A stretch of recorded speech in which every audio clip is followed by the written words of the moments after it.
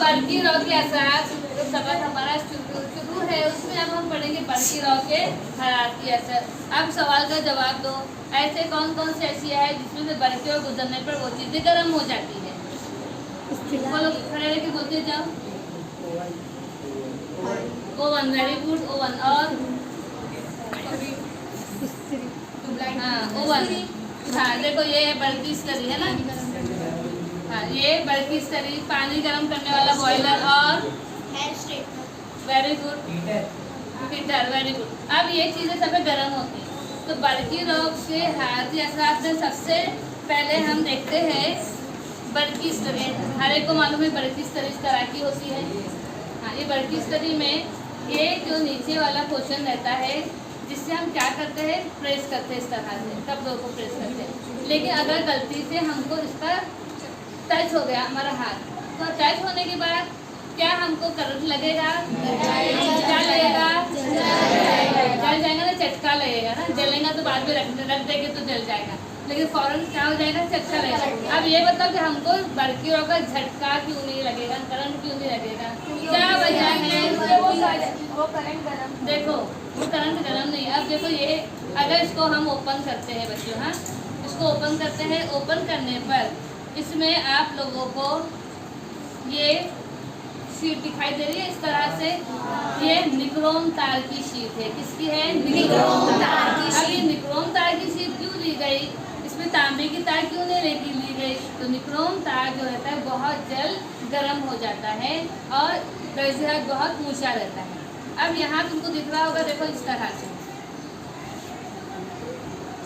अब इस तरीके के अंदर से ये दिख रहा है, ये क्या है?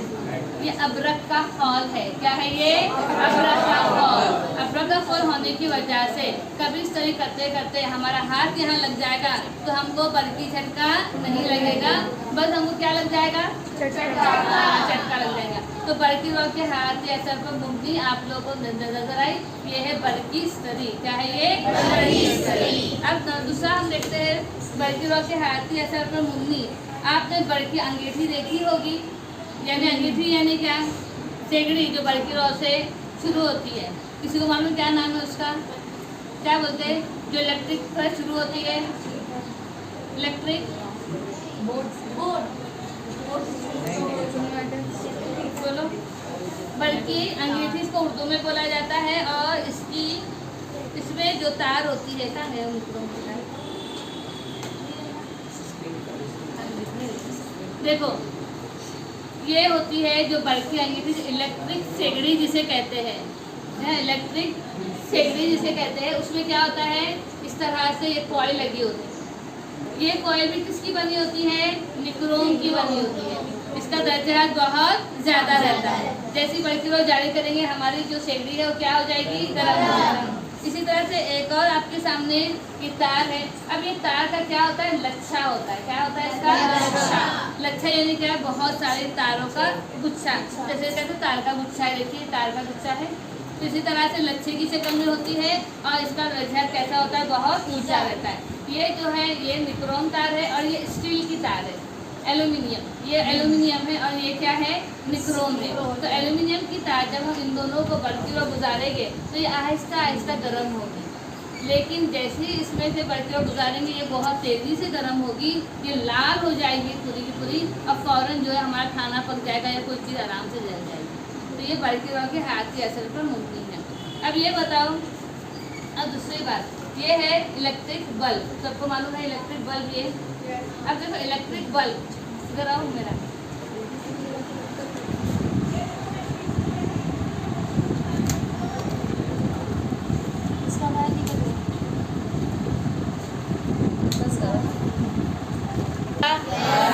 अब ये बल्कि बल्ब जब ऑन हुआ तो बताओ बल्कि बल्ब में ऐसी क्या चीज़ है कि जो चमकने लगती है?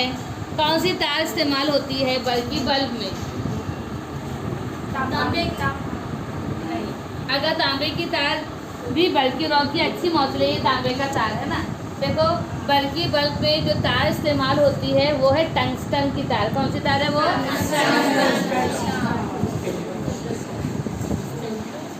जिसका दर्जा 3400 डिग्री सेंटीग्रेड होता है। अब टंगस्टन तार की खासियत ये रहती है कि जैसे ही इसको जलाया जाए या गर्म किया जाए तो वो क्या होने लगती है, चमकने लगती है। देखो अब ये दरमियान में दिख रहा है आपको टंगस्टन तार का फिलामेंट, देखो इस तरह से है, ये फिलामेंट है, इसे फिलामेंट कहा जाता है, तार कहा जाता है। टंगस्टन तार की खासियत क्या है, जैसे ही इसको बल्कि वो गुजारी जाती है तो ये क्या होने लगती है, चमकने लगती है। अब दूसरा हम देखेंगे बल्कि के असरात पर। अब ये देखो बच्चों, ये शायद सबको मालूम होगा, ये क्या है, क्या इसका प्लग लगाने के बाद क्या इसमें से बल्कि गुजरने के बाद क्या होता है, गर्म होता है। और किसके काम आता है ये, बॉयज को ज्यादा मालूम होगा, किससे कपड़े का ज्वाइन करने में, क्या ज्वाइन करने में, तारों को एक दूसरे से, और क्या बोलते हैं उसको, एस से नाम सोल्डरिंग करने के लिए ये काम आता है। तो क्या बल्कियों के हाथी असर पर मुबनी ये आला है, गर्म होता है ना, ये गर्म होकर ये क्या करता है, चिपका जाता है ना दोनों तारों को। तो ये हाथी असर पर मुबनी है या नहीं, जब क्लियर हो गई बात तो बल्कियों के हरारती असर पर मुबनी हमने क्या क्या देखे, ये सोल्डरिंग, क्या ये सोल्डरिंग। अच्छा, और दूसरी चीज क्या देखे, हाँ तीसरी चीज, और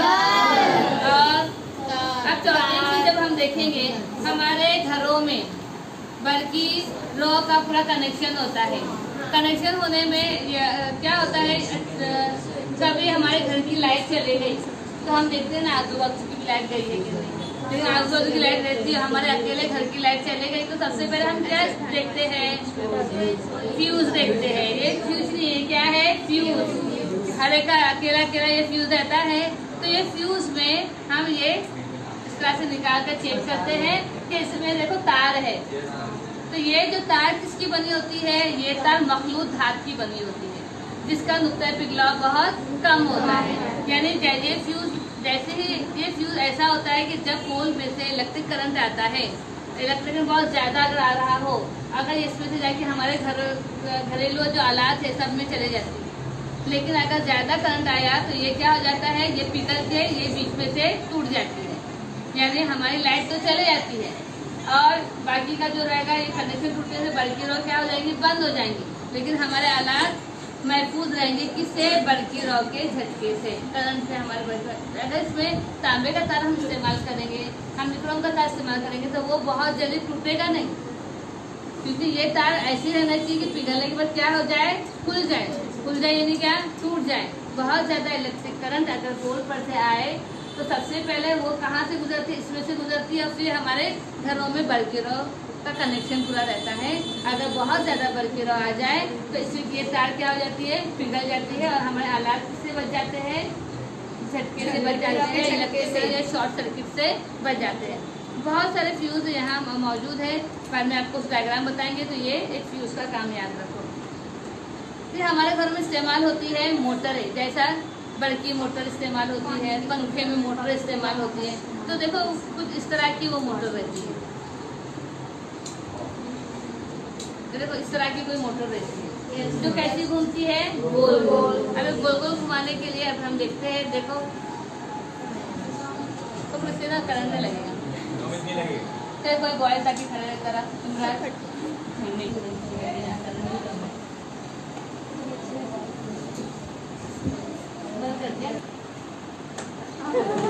तो ये दिख रहा है तुमको फैन, लेकिन कैसे घूमती है मोटर, गोल गोल मोटर घूमती है। देखिए ये मोटर का घूमना, ये हमारी वॉशिंग मशीन में भी मोटर होती है, और कहाँ कहाँ मोटर होती है, मिक्सर में, वेरी गुड, और फैन में हमारी मोटर होती है। और ये था बच्चे लोग के हाथ में।